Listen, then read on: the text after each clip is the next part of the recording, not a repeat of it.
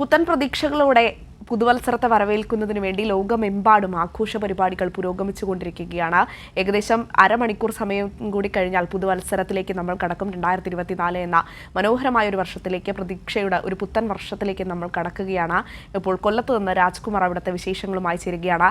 രാജ്കുമാർ, തങ്കശ്ശേരിയിലാണ് നിൽക്കുന്നത് എന്നാണ് അറിയുന്നത്. എന്താണ് തങ്കശ്ശേരിയിലെ കാഴ്ചകൾ? പുതുവത്സര ആഘോഷം ഗംഭീരമായി തന്നെ അവിടെ പുരോഗമിക്കുന്നു. നമുക്ക് ദൃശ്യങ്ങളിൽ നിന്നെല്ലാം തന്നെ കാണാൻ സാധിക്കുന്നുണ്ട്. വലിയ തിരക്കാണ് ഇപ്പോൾ അവിടെ അനുഭവപ്പെട്ടുകൊണ്ടിരിക്കുന്നത്.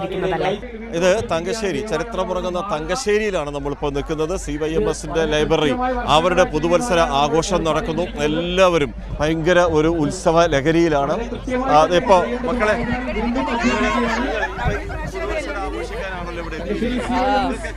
2023 എങ്ങനെയുണ്ടായിരുന്നു? നല്ലതായിരുന്നു. പിന്നെ നമ്മൾ പല പല പുതുമകൾ നമ്മൾ കണ്ടുകൊണ്ടിരിക്കുകയാണ്. അടുത്ത വർഷം നമ്മൾ അതിനു വേണ്ടി കാത്തിരിക്കുകയാണ്. അടുത്ത പുതുമയ്ക്ക് വേണ്ടി തങ്കശ്ശേരിയുടെ ഏറ്റവും വലിയ പ്രത്യേകതയാണ് നമ്മൾ അടുത്ത പുതുമ. അതിനോട് നമ്മൾ കാത്തിരിക്കുകയാണ്. 2024 നമ്മൾ വരവൊക്കെ നമ്മൾ കാത്തിരിക്കുകയാണ്. അടിപൊളിയായിരുന്നു. കഴിഞ്ഞ വർഷം സൂപ്പറായിരുന്നു. അത് അതിനേക്കാൾ ഇരട്ടിയായി. നല്ല പ്രോഗ്രാമുകളോടുകൂടി. നിങ്ങൾ എത്ര വർഷം കൊണ്ട് ഈ തങ്കശ്ശേരിയിലെ പുതുവത്സര ആഘോഷങ്ങളിൽ പങ്കെടുക്കുന്നു? വെച്ച കാലം മുതലേ ഇവിടെ തന്നെയാണ്. ഇതെങ്ങനെയാ ഒന്ന് പറഞ്ഞേ, ജനങ്ങൾക്കൊന്ന് മനസ്സിലാക്കി കൊടുത്തേ. കുറച്ച് വർഷം കൊണ്ടാണ് പുറത്തുനിന്ന് ആൾക്കാർ വരുന്നത്. പണ്ട് എന്ന് പറയുമ്പം ഇവിടുത്തെ നാട്ടുകാരും ആൾക്കാരും മാത്രമേ ഉണ്ടായിരുന്നുള്ളൂ. ഇപ്പം ഒരു പൊതുപരിപാടി പോലെ ആയി ആൾക്കാർ ആഘോഷങ്ങൾ ആഘോഷിക്കാൻ വേണ്ടി ഇവിടെ തങ്കശ്ശേരി നാട്ടിൽ വരുന്നു. അടിപൊളി അടിപൊളി സൂപ്പറാണ്. ഞാൻ ആദ്യമായിട്ടാണ് വരുന്നത്. പക്ഷെ കൊള്ളാം, ഇഷ്ടപ്പെട്ടു. ഇനി തുടങ്ങുമ്പോൾ ബാക്കിയുള്ള കാര്യങ്ങൾ അറിയാം. ഇത്രയും ജനക്കൂട്ടങ്ങൾ ആദ്യമായിട്ട് ഇത്ര ഇങ്ങനെ ക്രൗഡായിട്ട് കാണുന്നത് തന്നെ. നിങ്ങളുടെ നാട്ടിലെ ആഘോഷത്തെ കുറിച്ച് പറയും.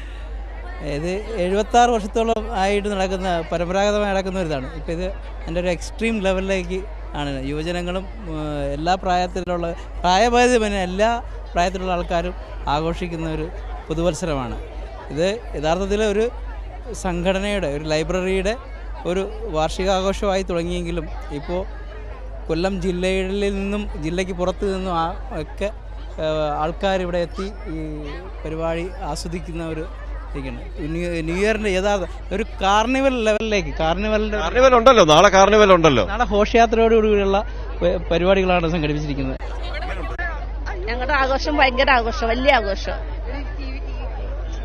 ഇത് ഇവിടുന്ന് പുറത്തുനിന്നൊക്കെ ജനങ്ങൾ ഒത്തിരി വരുന്നുണ്ട് കാണാനായിട്ടൊക്കെ.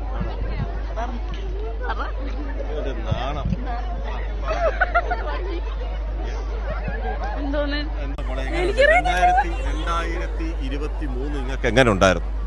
നല്ലതായിരുന്നു.